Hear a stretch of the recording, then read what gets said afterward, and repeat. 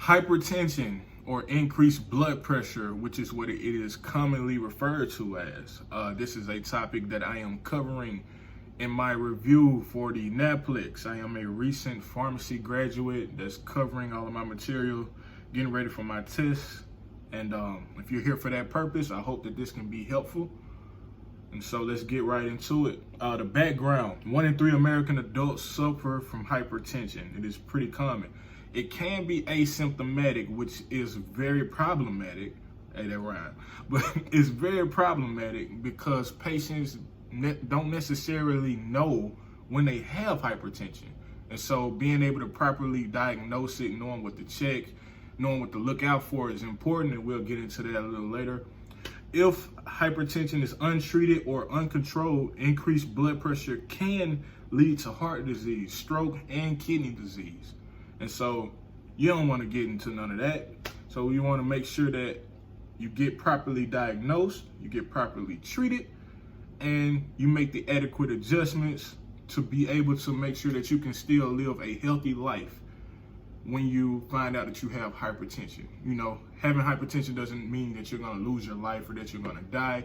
If you approach it correctly and you stay disciplined with the medications that you're supposed to take, as well as implementing lifestyle changes. All right, diagnosis or the screening process. Now for this, blood pressure cuffs can be used, and we've all probably seen them before at CVS, Walgreens, Walmart. They have them everywhere, doctor's offices. They have them for purchase for you to have them at home. Blood pressure cuffs can be used to check your blood pressure while out at the doctor's office or at home. You can purchase these. I'm not sure the price at the moment. I can check, but you can purchase these. And what you want to do is take the average of 3 blood pressure screenings when you do so with the blood pressure cuff. It's important to know that your blood pressure can vary throughout the day, and things like exercising, or it's nighttime and it's close to bed, or it's early in the morning, things like that can cause your blood pressure to rise or drop. When it's late at night, your blood pressure can be low. When it's early in the morning, it can be high. You know, and also if you're at the doctor's office, studies have shown that your blood pressure has a tendency to be higher than what it should be, and that is known as white coat syndrome, if I'm not mistaken. So it's just important to keep that in mind. And if you are one of the people who wants to start checking their blood pressure at home, make sure you take the average of 3, okay? So what does those numbers mean? All right, so for blood pressure, and I didn't put this on here, but the way you would probably see it is something like this. And so this top number is your systolic blood pressure. All right, systolic is at the top, and the bottom number is your diastolic blood pressure. I put DB, good Lord. Let me get that up out of there. All right, DP. Your diastolic blood, oh no, I was right, DB, I'm tripping. All right, so your top number is systolic and your bottom number is the diastolic number, all right? And so for a normal blood pressure, your systolic blood pressure should be less than 120, and your diastolic blood pressure should be less than 80, all right? And for elevated, your systolic blood pressure will probably range somewhere between 120 and 129, and your diastolic blood pressure will be less than 80. Now, for hypertension, these patients for stage 1 hypertension, systolic blood pressure will be somewhere between 130 and 139, and your diastolic blood pressure will be between 80 and 89. And for stage 2, your systolic blood pressure will be greater than or equal to 140, while your diastolic blood pressure will be greater than or equal to 90. All right. Now, if you're someone who has not been diagnosed with hypertension and you just want to keep track of your blood pressure, and one day you check it 3 times and you have an average of something like, let's say 180 over 110. Now that is high, all right? That is high. but you don't want to see those numbers and automatically assume, oh my God, I got hypertension. No, if you see those numbers, make sure you go to your doctor, get that checked out. Maybe there's something that's causing it. Maybe you do have hypertension, but maybe you don't. You never want to self-diagnose. If you see something like that that's out of the ordinary, make sure you go and visit your doctor as soon as you can. All right? Now moving on. Treatment. All right? So for the treatments, you have medication recommended treatments. You have other means of treating a patient with high blood pressure. The first and foremost thing that you always implement in patients who have health issues is lifestyle changes. This is very important, very important. You always go to lifestyle changes first. You never ever skip this step. And so for hypertension, it's important to talk to your patients and counsel them about things like weight loss.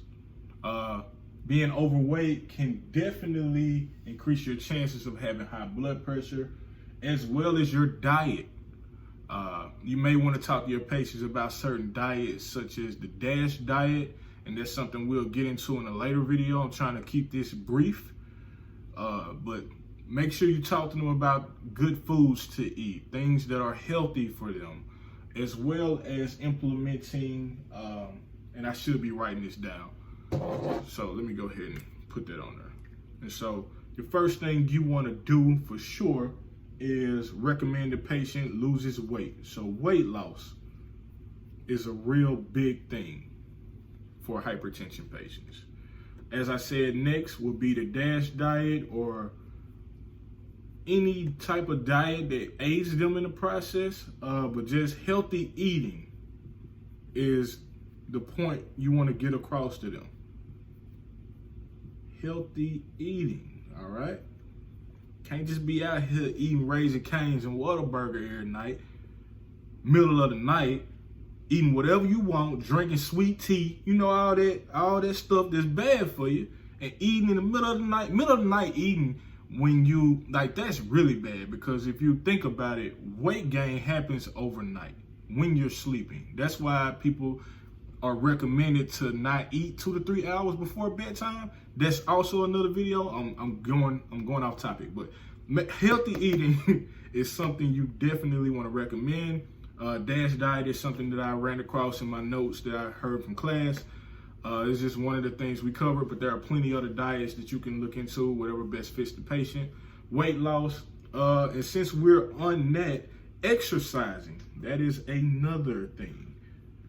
Exercising, you want to try to recommend your patients get a good 30 minutes to 45 minutes of high intensity exercising if possible, but if not, just get them moving for about 3 to 5 days a week, 30 minutes if they can at the minimum of just good exercising, whether they go and take a jog, or if they're in good physical condition, they can actually probably increase it and do high interval training, high intensity interval training or something like that. But whatever their conditioning is, if they can get up and move around, you want them to start trying to exercise a good 3 to 5 times a week for about 30 minutes if they can. 30 minutes to 45 minutes. All right. Also, if your patient is a smoker, because that can increase your blood pressure. Smoking can increase blood pressure. You want to recommend that they stop that. Stop smoking them cancer sticks. That ain't good for you. Stop it. All right? Try to get your point across. You don't want to come out judgmental, because everyone has their reasons for doing anything, and no one is perfect. You don't want to come off like you're God, You don't want to have that type of complex, but you want to relate to them, but speak to them in a way in which they understand that this is detrimental to their health. So try and recommend smoking cessation. I'm trying to get that into the light so you can see. All right. Also, try to limit alcohol consumption to 1 drink daily. We can put that right here with this bullet. Limit alcohol consumption. All right. And also, sodium intake. Sodium can increase your blood pressure, all right? So I'll just write that right here. Decrease your sodium intake. And sodium is something we'll get into in a later video as well. Try to decrease that sodium intake, all right? And so this is your lifestyle changes, things you could recommend for patients to help their hypertension, to aid them into living a better lifestyle once they realize that they have hypertension, or if they don't even have hypertension and their blood pressure is just elevated. Just certain things you can help them out and recommend to them. All right, moving on, we're gonna get into the actual medications. All right, to move on to the other part of treatment, the medication aspect of treatment. Once you implement lifestyle changes, the big thing to know here is that there are 4 preferred drug classes for 4 preferred drug classes. I think I said classes. Not 4 preferred drug classes for initial treatment. Those 4 preferred classes are ACE inhibitors, your ARBs, your angiotensin receptor blockers, your calcium channel blockers, and your thiazide diuretics. And so we're going to try and keep this brief. This is just a review. I'm not trying to teach the topic, because if I did, this video would probably be an hour and a half long if I could hit everything. But just to try and make this brief, keep it between 10 and 15 minutes if possible. Big points here: your ACE inhibitors like lisinopril and enalapril, they all end in pril. So that's an easy way to spot out your ACE inhibitors. One big thing with your ACEs that you should just probably know, it can cause cough, dry hacking cough, and also these can cause an anaphylactic reaction in Black patients as well as ARBs. Both ACEs and ARBs can cause cough. ARBs not as much as ACEs, but they both can cause anaphylactic reactions in Black patients. And so your treatment would differentiate between your Black patients and your non-Black patients, all right? So for non-Black patients, you're gonna start them off with either an ACE, an ARB, a CCB, or a thiazide, depending on patient-specific factors and what medication best works for their particular circumstance. But for Black patients, you ain't messing with these two. You're gonna start them off with the calcium channel blockers and your thiazides. And of course, there are other medications that are used in hypertension, but these are just 4 big ones for initial treatment, all right? And so ACEs, they end in pril. Know about cough, the reaction in Black patients. ARBs, like I said, these 2 carry over. Your ARBs end in artin, like losartan. I just spell it out, like losartan. They all end in artin, you know? So pretty easy to spot. Another big thing with these 2 medication classes is that for patients with diabetes and albuminuria, ACE inhibitors and ARBs, you can give them to those patients with albuminuria and diabetes. It's hard to say that word. As well as CKD. Now, all races, you want to recommend an ACE or an ARB for patients with chronic kidney disease, and this is shown to help slow the progression of end-stage renal disease. And so it's just something to keep in mind.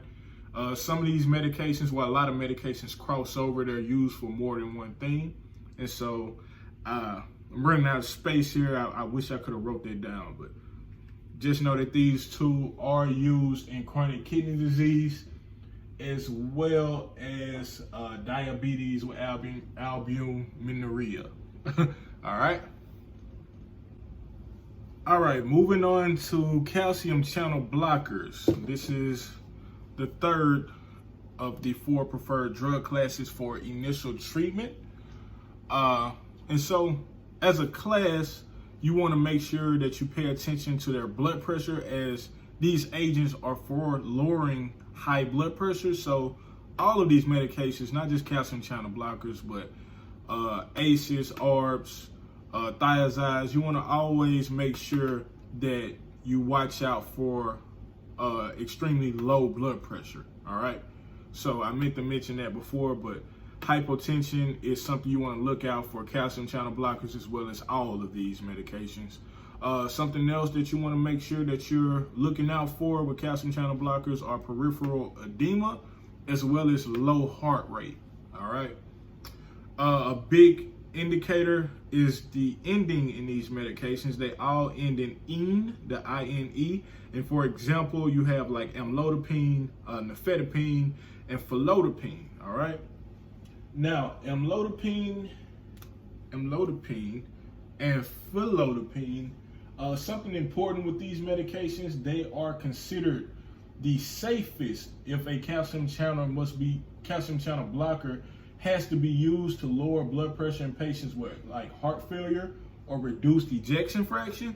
These are the 2 medications that you want to use in those patients. All right. So try to keep that in mind. Amlodipine and felodipine are the 2 preferred medications if you have to use a calcium channel blocker in patients with heart failure and reduced ejection fraction. All right. Nifedipine is another one that I wrote down here intentionally. This medication is a drug of choice in pregnancy. All right. We didn't mention that. Like I said, there's a lot of stuff that goes into hypertension, but just trying to hit big things. This medication is a drug of choice in pregnancy. All right. I hope you can see that. Write that off to the side. Excuse the handwriting. But that's a drug of choice in pregnancy. All right. And these are just some big things that you should probably know. Just be knowledgeable about for the class. There are other things that you should go and look into, but just trying to hit big points here. All right. All right. Another big thing with this calcium channel blocker class, they are separated into 2 subgroups within the calcium channel blocker class. You have your dihydropyridine calcium channel blockers, which is what I just spoke about. They end in "ine." But then you have your non-dihydropyridine calcium channel blockers. And there are only 2 medications in this subgroup, which are verapamil and diltiazem. Big thing with these non-dihydros, they primarily are used to control heart rate and certain arrhythmias, and they sometimes can be used for hypertension and angina. All right. One of the big things, warnings, like I said, hypotension, as we mentioned before. Also, they can worsen heart failure. And so that is something to be on the lookout for. Side effects as well, like edema, constipation, gingival hyperplasia, just things that you should look out for with these 2 medications. And just trying to specify the difference between your non-dihydros and your dihydros. Your non-dihydros, they inhibit the calcium channels from the calcium ions from entering the vascular smooth muscle and the myocardial cells. All right. But they are more selective for the myocardium than the dihydropyridine calcium channel blockers. And so just trying to point out the differences here. All right, to wrap this up, we have the last group, the thiazides, and these thiazides are a type of diuretic, and I'm actually pretty proud of this little drawing I drew here of the nephron. Thiazides work on the distal convoluted tubule, and as I said, they are a specific type of diuretic. Thiazides inhibit sodium reabsorption in the distal convoluted tubules, and they cause increased excretion of sodium chloride, water, and potassium. All right, so that's how they work. Of course, there are other parts of this that we will cover later on, but right now we're only talking about the distal convoluted tubule and thiazides, and that's where they work. All right, so examples of these are chlorothalidone and hydrochlorothiazide. All right, these are the two big ones that are commonly seen in pharmacy, in the retail setting, commonly used. These medications are relatively inexpensive, so you will see them a lot. Big things to know with these medications is that you want to avoid NSAIDs when taking medications that can cause sodium and water retention. And so with thiazide diuretics, you want to make sure that you don't take them with NSAIDs, as they can decrease the effectiveness of antihypertensive medications. The NSAIDs can decrease that. So if you notice a patient is taking NSAIDs, that should trigger something in your mind to wonder like, hey, this isn't right. All right. Other things to look out for. Let's see here. Sulfur allergies. Try not to use these in patients with a sulfur allergy. These can cause a reaction. Side effects as well, decreased hypokalemia. And I'm sorry I didn't write all this down. I'm just trying to go off the top. So side effects is decreased hypokalemia, magnesemia, whatever, you know what I'm saying. Hypomagnesemia, hyponatremia, hypercalcemia. It can actually increase the calcium. But it's a diuretic, so a lot of those will be decreased. And hypo, as you know, means decrease. All right. One other thing to know: try to take these early in the daytime to avoid nocturia. You don't want to be running to the toilet in the middle of the night because you gotta urinate. Try to take them early in the day if possible. And yeah. As well as chlorothalidone would be preferred over hydrochlorothiazide. If a patient is taking ACTZ and is working pretty fine, you just keep them on that. But if you got to pick one over the other, chlorothalidone would be the preferred. All right, for the wrap up, just big key points to take away. Like I said, there are plenty of other things we can go into, but we're just trying to hit some big key points today. Patients should never stop taking their medications just because they feel better, or if they're monitoring their blood pressure and it just so happens to be at a good number for an extended period of time, and they think that, hey, I don't have to take my medication. Never tell them to stop. Tell them to never stop taking their medication. They should never do that. If any issues come up with the medications, tell them to always contact their provider, go talk to their pharmacist. But anything like them thinking their blood pressure is stable and they don't need it, make sure you advise them to not stop taking their medications. You want to make sure they monitor their blood pressure on a regular basis.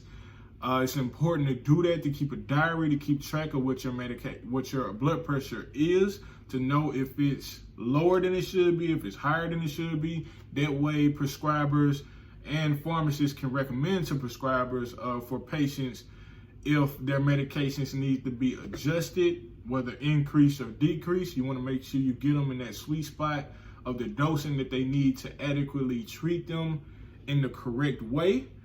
And one big thing that we didn't hit on is hypertensive crisis. You want to make sure that you treat patients that are suffering from hypertensive crisis with IV medications. And just to briefly define what that is, hypertensive crisis is blood pressure that's greater than or equal to 180 systolic over 120. Let me write that down somewhere. Greater than 180 over 120. Yeah, so that defines hypertensive crisis. And there are two subtypes for hypertensive crisis. You have your hypertensive emergency, and hypertensive emergency consists of acute organ damage. All right. And urgency, hypertensive urgency, there's no evidence of acute target organ damage. So that's the difference between the two. It's important to know that. And if a patient is suffering from hypertensive emergency, you want to make sure that you decrease their blood pressure by less than or equal to 25% within the first hour. Try not to go over that. Just keep them to that 25% mark if you can. And if they're stable afterwards, then you can try to decrease them to around 160 over 100 between in the next 2 to 6 hours. But make sure you try to keep them to less than 25% in the first hour. Up here, I have some IV medications that can be used for hypertensive crisis, such as chlorthalidone, which we spoke about. Nitroglycerin, we did not speak about, but this is a medication that's used in acute and critical care, and we will get to that a little later. Labetalol, clofazimine, verapamil is another one we spoke about, and nitroprusside is another medication that's also used in acute and critical care. All right, that should do it. This is hypertension.